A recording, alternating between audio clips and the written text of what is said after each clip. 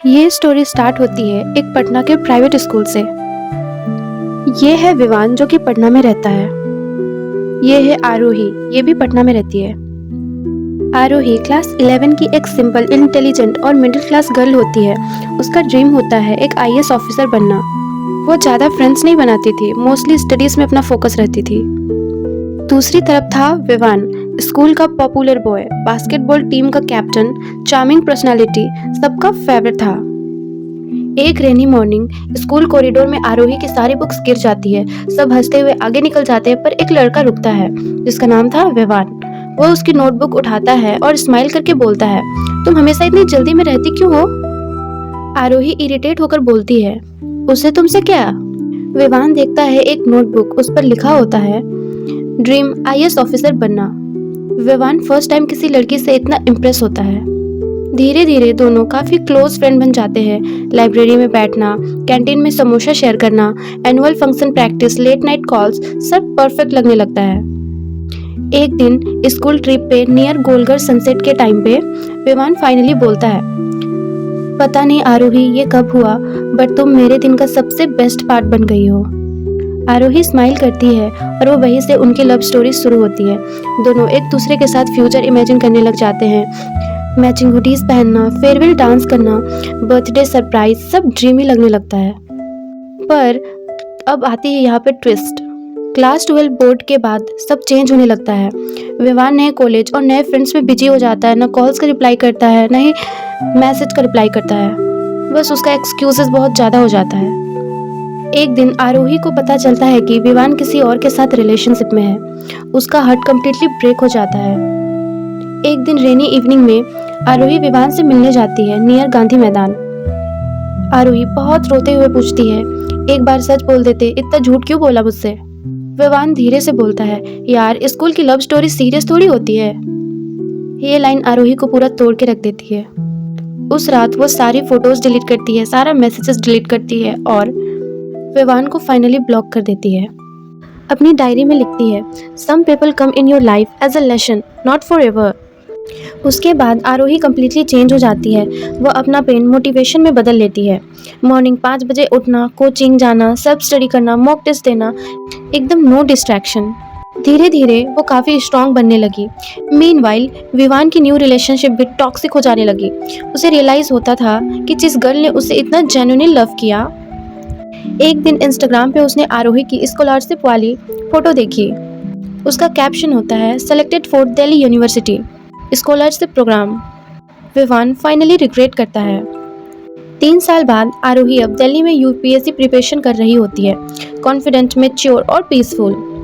अब आरोही खुद को संभालते हुए काफ़ी आगे बढ़ चुकी थी। अब वो पहले से ज़्यादा खुश रहने लगी थी। एक दिन बुक स्टोर में उसकी बुक्स गिर जाती है। तभी एक बॉय बुक्स उठाकर स्माइल करता है और बोलता है, रिलैक्स, इस बार कॉपीज गिरने नहीं दूंगा। उस लड़के का नाम होता है दक्ष, एक सिंपल, काम और रिस्पेक्टफुल बॉय। दक्ष आरोही को फोर्स नहीं करता, वो बस स्लोली उसकी लाइफ का पीसफुल पार्ट बन जाता है। गुड मॉर्निंग टेक्स्ट करना, इंटरव्यू प्रैक्टिस करवाना, खाना खाया, मैसेज, ऑल एफर्ट्स करता। वो साथ में बैठ के चाय भी पिया करते थे, जो कि दोनों की फेवरेट थी। अब वो फाइनली रिलेशनशिप में आ चुके थे। एक दिन आरोही डरते हुए बोलती है, मुझे डर लगता है कहीं सब कुछ लूज ना हो जाए। दक्ष सॉफ्टली बोलता है, मैं कंपटीशन नहीं हूँ तुम्हारी लाइफ में, मैं तुम्हारा टीम हूँ। वही मोमेंट आरोही को रियलाइज़ करवाता है कि रियल लव कभी हर्ट नहीं करता, बल्कि हील करता है। उधर विवान अब बेंगलुरु में जॉब कर रहा होता है। अच्छी सैलरी, फ्रेंड्स, पार्टीज, सब कुछ होता है, बस एक पीस नहीं होता है। कभी कभी वो आरोही के ओल्ड चैट्स और वॉइस नोट सुनता है और रिग्रेट फील करता है। एक दिन वह दिल्ली जाके आरोही से मिलता है। विवान धीरे से पूछता है, कैसी हो? आरोही कामली बोलती है, अच्छी हूँ। विवान गिल्ट फील करता है और बोलता है, मैंने तुम्हें बहुत हर्ट किया ना? आरोही हल्की सी स्माइल से बोलती है, हाँ, बट शायद वो जरूरी था। विवान पूछता है, एक चांस मिल सकता है क्या?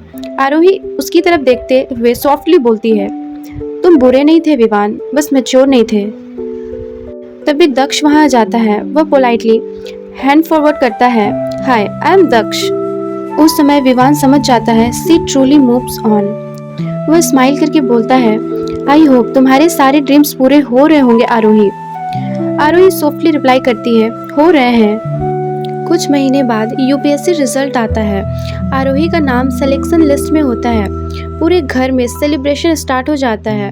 पेरेंट्स इमोशनल हो जाते हैं। दक्ष फ्लावर लेके आता है और बोलता है, I am proud of you Aarohi. Time pass हो जाता है और आरोही ट्रेनिंग के लिए मसूरी चली जाती है। लॉन्ग डिस्टेंस के बावजूद दक्ष हमेशा उसके साथ रहता है। दूर रहने के बावजूद वो लोग कभी एक दूसरे से दूर नहीं रहते थे। एक शाम दक्ष फाइनली आरोही को रूफ टॉप पे प्रपोज करता है। तुम्हें इम्प्रेस करना बहुत मुश्किल है, पर फिर भी लाइफ टाइम के लिए मेरा पार्टनर बनना चाहोगी? आरोही इमोशंस में आ जाती है और हाँ बोल देती है। उधर विवान भी अपनी लाइफ इम्प्रूव करना स्टार्ट कर जाता है। पार्टीज और फेक फ्रेंड्स से दूर होने लगता है। अब सच में वह एक बेटर इंसान बनना चाहता था। 2 साल बाद विवान को एक वेडिंग इनविटेशन मिलता है आरोही एंड दक्ष का। कार्ड के नीचे हैंड रिटन होता है, thank you for being a chapter of my life, because of everything I became stronger. अब उनकी शादी फाइनली पटना में हो जाती है। दक्ष काफ़ी इमोशन में आ जाता है और उनकी शादी बहुत अच्छे से हो जाती है। अब विवान को फाइनली बहुत ज़्यादा रिग्रेट होता है, फिर भी वह स्माइल करता है और बोलता है, आरोही तुम खुश रहो लाइफ में। सो फ्रेंड्स, वीडियो को लाइक करना, चैनल को सब्सक्राइब करना और इतना ज़रूर बता के जाना कि वीडियो कैसी लगी। और तुम्हारे पास ऐसे कोई स्टोरी हो तो तुम ईमेल कर सकते हो। Thank you.